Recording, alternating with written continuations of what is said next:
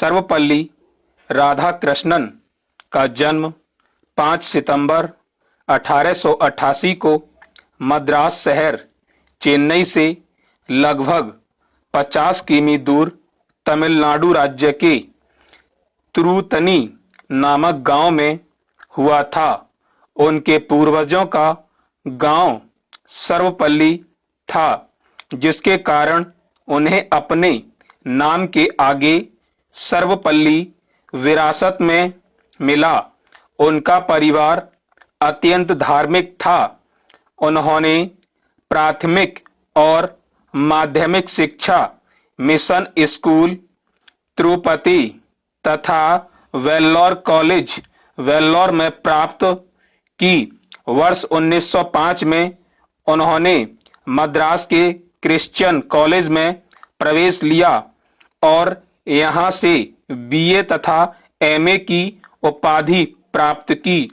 20वीं सदी की शुरुआत में जब वैज्ञानिक प्रगति चरम पर थी, तब विश्व को अपने दर्शन से विमुग्ध करने वाले महान आध्यात्मिक नेताओं में डॉक्टर सर्वपल्ली राधाकृष्णन सर्वप्रमुख थे।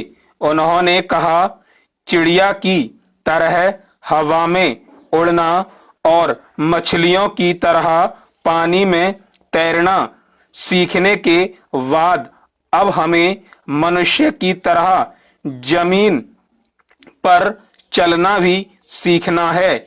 इसी क्रम में मानवता की आवश्यकता पर जोर देते हुए उन्होंने कहा, मानव का दानव बन जाना उसकी पराजय है, मानव का महामानव होना उसका चमत्कार है और मानव का मानव होना उसकी विजय है। वे अपनी संस्कृति और कला से लगाव रखने वाले ऐसे महान आध्यात्मिक राजनेता थे जो सभी धर्मावलंबियों के प्रति गहरा आदर भाव रखते थे। राधा कृष्ण ने अपने जीवन काल में कई राष्ट्रीय एवं अंतर्राष्ट्रीय संगठनों तथा शिष्टमंडलों का नेतृत्व किया। 21 वर्ष की अल्पायु में ही वर्ष 1909 में वे मद्रास के प्रेसिडेंसी कॉलेज में दर्शन शास्त्र के अध्यापक नियुक्त हुए। बाद में उन्होंने मैसूर एवं कलकत्ता विश्वविद्यालयों में भी दर्शन शास्त्र के प्रोफेसर के रूप में कार्य किया। इसके बाद कुछ समय तक वे आंध्र विश्वविद्यालय के कुलपति भी रहे। इसके अतिरिक्त काशी विश्वविद्यालय में भी उन्होंने कुलपति के पद को सुशोभित किया। वर्ष 1939 में उन्हें ऑक्सफोर्ड विश्वविद्यालय में प्राचार्य धर्म और आचार विभाग का विभाग अध्यक्ष बना दिया गया। वर्ष 1948-49 में यूनेस्को के एग्जीक्यूटिव बोर्ड के अध्यक्ष रहे। वर्ष 1950 में उन्हें रूस में भारत का राजदूत नियुक्त किया गया था। वर्ष 1952 और 62 की अवधि में वे भारत के उपराष्ट्रपति रहे। बाद में वे वर्ष 1962 में राष्ट्रपति के रूप में निर्वाचित हुए और इस पद पर वर्ष 1967 तक बने रहे। डॉक्टर राधाकृष्णन ने दर्शन और संस्कृति पर अनेक ग्रंथों की रचना की, जिनमें the philosophy of the Upanishad, Bhagavad Gita, east and west some reflection, eastern religions and western thought, Indian philosophy, an idealist view of life, Hindu view of life इत्यादि प्रमुख हैं। भारतीय संस्कृति, सत्य की खोज एवं संस्कृति तथा समाज में अनुवादित उनकी लोकप्रिय एवं महत्वपूर्ण पुस्तकें हैं। डॉक्टर राधाकृष्णन ने अपने जीवन काल में लगभग 150 पुस्तकों का लेखन तथा संपादन किया था। गीता का अनुवाद नामक कृति को उन्होंने बापू को समर्पित किया। उनकी प्रथम पुस्तक का नाम था the philosophy of Rabindranath Tagore.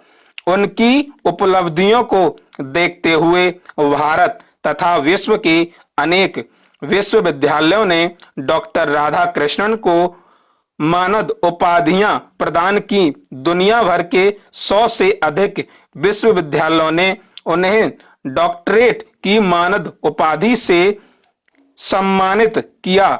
इनमें हार्वर्ड विश्वविद्यालय तथा ओबर्लिन कॉलेज द्वारा प्रदत्त डॉक्टर ऑफ लॉ की उपाधियां प्रमुख हैं।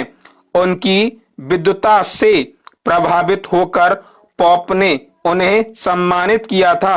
भारत सरकार ने उन्हें वर्ष 1954 में भारत के सर्वोच्च सम्मान भारत रत्न से सम्मानित किया। भारत रत्न से सम्मानित किए जाने वाले वह भारत के प्रथम 3 गौरवशाली व्यक्तियों में से एक थे। ब्रिटिश सरकार ने उन्हें वर्ष 1937 में, सर जर्मनी ने वर्ष 1954 में जर्मनी वियर ले मेरिट, मंगोलिया ने वर्ष 1957 में मास्टर ऑफ विजडम तथा जर्मनी ने एक बार फिर गोएथे प्ल्यूकेटे एवं इंग्लैंड ने ऑर्डर ऑफ मेरिट से सम्मानित किया। डॉक्टर राधाकृष्णन भाषण काल में इतने निपुण थे कि उन्हें विभिन्न देशों में भारतीय एवं पाश्चात्य दर्शन पर भाषण देने के लिए बुलाया जाता था। उनमें विचारों, कल्पना तथा भाषा द्वारा लोगों को प्रभावित करने की ऐसी अद्भुत शक्ति थी। उनके भाषणों से लोग मंत्रमुग्ध रह जाते थे। उनके भाषणों की यह विशेषता दर्शन एवं अध्यात्म पर उनकी अच्छी पकड़ के साथ साथ उनकी आध्यात्मिक शक्ति के कारण भी थी। उनके राष्ट्रपतित्व काल के दौरान 1962 में भारत चीन युद्ध तथा वर्ष 1965 में भारत पाक युद्ध लड़ा गया था। इस दौरान उन्होंने अपने ओजस्वी भाषणों से भारतीय सैनिकों के मनोबल को ऊंचा उठाने में अपनी सराहनीय भूमिका अदा की। डॉक्टर राधा कृष्णन के कुछ प्रसिद्ध विचार ये हैं। दर्शन शास्त्र एक रचनात्मक विद्या है। प्रत्येक व्यक्ति ही ईश्वर की प्रतिमा है। अंतरात्मा का ज्ञान कभी नष्ट नहीं होता है। दर्शन का उद्देश्य जीवन की व्याख्या करना नहीं, बल्कि जीवन को बदलना है। एक शताब्दी का दर्शन ही दूसरी शताब्दी का सामान्य ज्ञान होता है। दर्शन का अल्प ज्ञान मनुष्य को नास्तिकता की ओर झुका देता है, परंतु दार्शनिकता की गहनता में प्रवेश करने पर मनुष्य का मन धर्म की ओर उन्मुख हो जाता है। धर्म और राजनीति का सामंजस्य असंभव है। एक सत्य की खोज करता है तो दूसरे को सत्य से कुछ लेना देना नहीं। वर्ष 1967 में राष्ट्रपति पद छोड़ने के बाद वे सन्यासी दार्शनिक के रूप में एकांतवास करने लगे थे। स्टॉप।